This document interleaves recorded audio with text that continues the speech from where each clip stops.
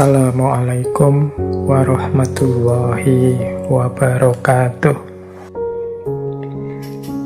Jadi menarik kalau teman-teman mencermati berbagai konsep tentang manusia, fitrahnya atau kodratnya atau sunnatullahnya manusia. Di antara banyak konsep tentang manusia itu, kalau di filsafat dikenal istilah Homo faber. Homo faber itu artinya makhluk yang bekerja. Manusia itu adalah sosok yang bekerja. Ini saya tampilkan di slide itu beberapa identitas kodrati manusia yang banyak dibahas dalam kajian-kajian tentang manusia atau filsafat manusia. Dalam cermatan saya itu bisa dikategori dalam 4 klaster fitrahnya manusia itu. Yang pertama adalah manusia itu adalah makhluk yang rasional, animal rasional. Kadang-kadang disebut sebagai makhluk yang intelek, punya intelijensi. Tidak persis sama dengan makhluk-makhluk yang lain. Ini anugerah luar biasa dari Allah pada manusia. Itu identitas pertama, ini makhluk yang intelek. Di bagian makhluk intelek ini, manusia itu sering disebut yang pertama sebagai Homo sapiens. Istilah homo ini teman-teman semoga tidak salah arti ya. Homo ini dari bahasa Latin yang artinya sebenarnya manusia. Jadi dia merujuk pada satu genus dari kera besar kalau pakai bahasa biologi ya. Yang salah satu genusnya itu ya manusia. Nah ini kalau dalam bahasa Latin disebut homo. Maka Homo sapiens itu ya kalau dimaknai letterlek ya genus manusia ini yang bisa berpikir. Atau kadang-kadang mudahnya ya diterjemahkan saja bahwa manusia itu makhluk yang berpikir. Berbeda dengan makhluk-makhluk yang lain. Nah ini salah satu fitrah atau kodratnya manusia, bahwa dia adalah makhluk yang berpikir. Kadang-kadang diterjemahkan pakai animal rasional. Jadi tidak hanya makhluk, tapi dia ini binatang yang berpikir. Baik, kalau ini buku-bukunya banyak yang menjelaskan betapa manusia itu dia punya penciri utama yaitu berpikir.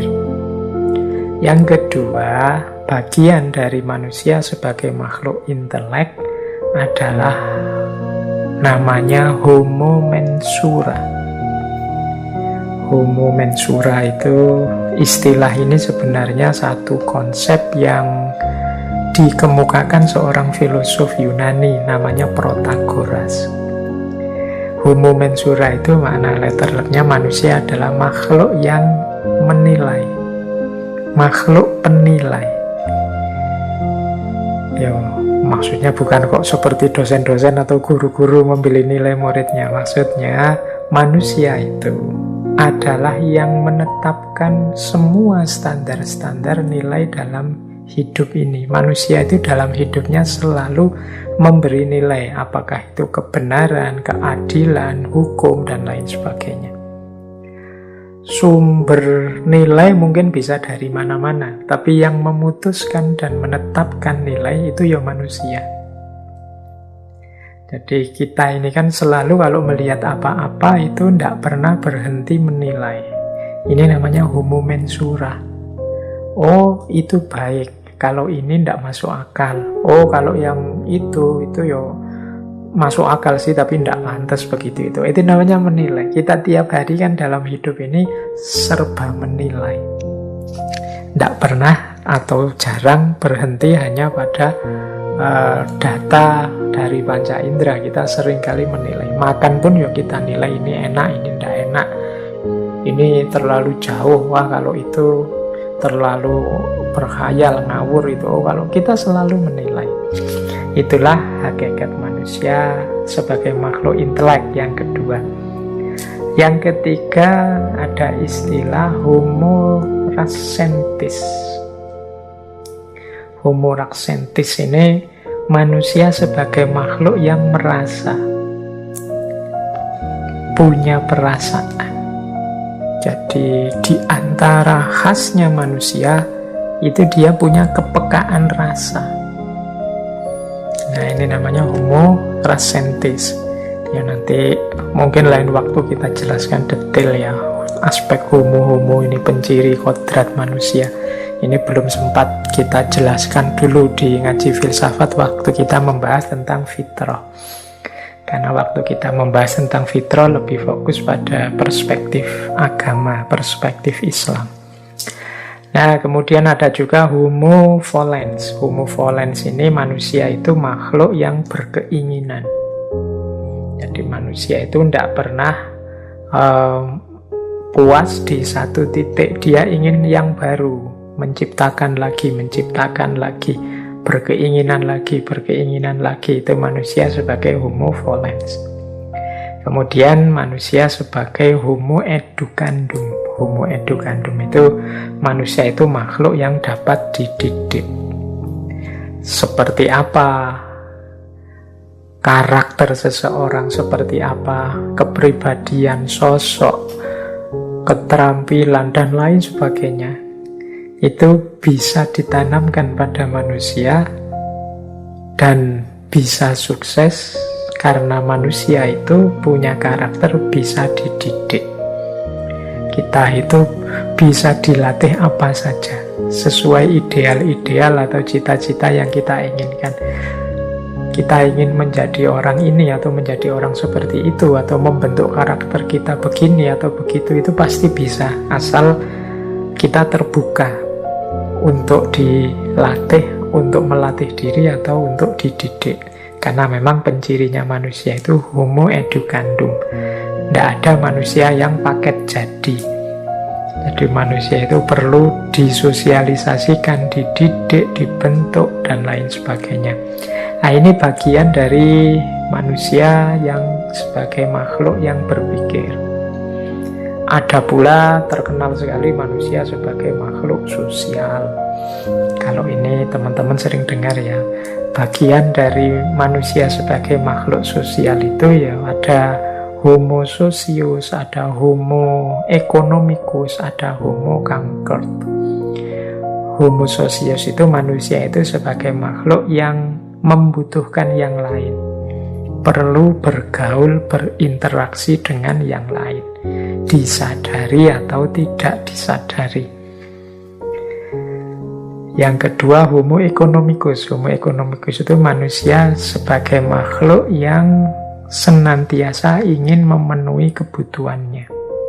Jadi manusia itu makhluk yang berkebutuhan, baik kebutuhan yang sifatnya asali maupun kebutuhan yang memang diciptakan sendiri sesuai keinginan-keinginan tadi, sesuai homo volens tadi.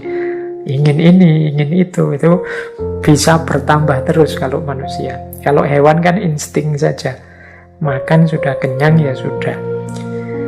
Kalau manusia tidak cukup hanya itu. Dia bisa menetapkan sendiri, oh saya butuh ini, butuh itu. Karena manusia homo economicus. Kemudian homo concord. Manusia itu makhluk yang mampu beradaptasi. Jadi kalau teman-teman mencermati ya betapa beragamnya hidup ini. Misalnya ada yang sangat kaya, ada yang sangat miskin, ada yang begitu gembira hidupnya, ada yang mendapat ujian sangat berat. Dulu kita sempat dijajah 350 tahun katanya oleh Belanda. Itu pun ternyata ya tidak kiamat, kita tetap bisa beradaptasi. Karena memang di antara kekhususan fitrah manusia itu kemampuannya beradaptasi, menghadapi situasi apapun, kemampuannya untuk survive. Nah, ini makhluk sosial. Ada lagi sering juga kita dengar manusia itu sebagai makhluk Tuhan, ciptaan Tuhan. Nah ini kalau di filsafat ada dua homo. Yang pertama homo viator dan yang kedua homo religius. Homo viator itu manusia itu makhluk yang senantiasa mencari jati diri. Siapa aku? Hakikat hidupku ini apa?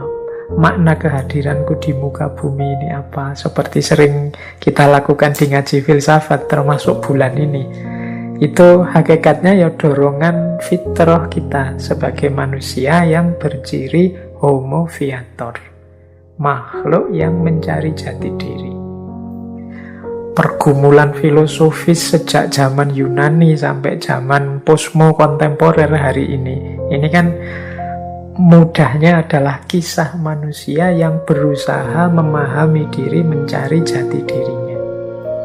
Nah itu menunjukkan bagaimana manusia itu homo viator.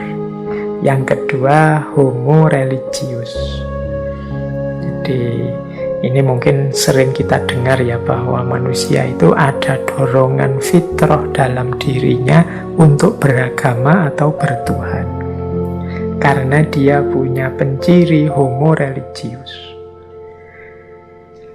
Nah, ini mungkin dulu pernah kita jelaskan di beberapa sesi filsafat ketuhanan.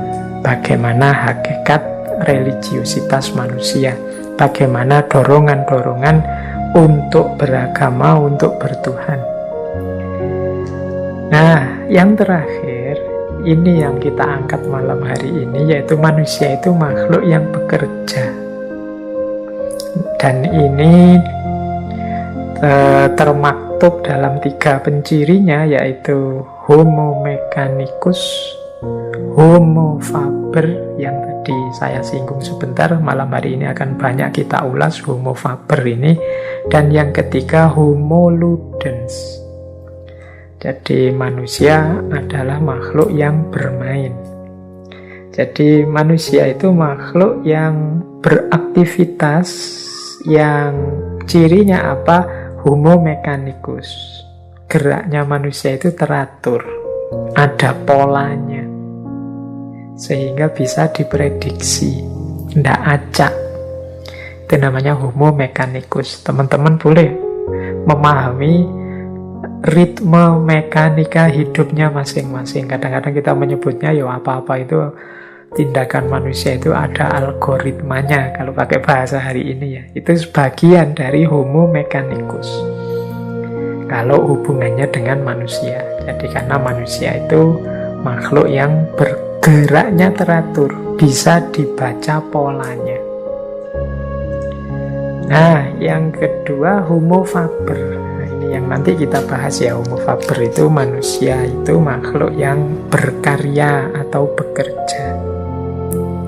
Yang ketiga homo ludens. Kalau homo ludens ini manusia makhluk yang bermain.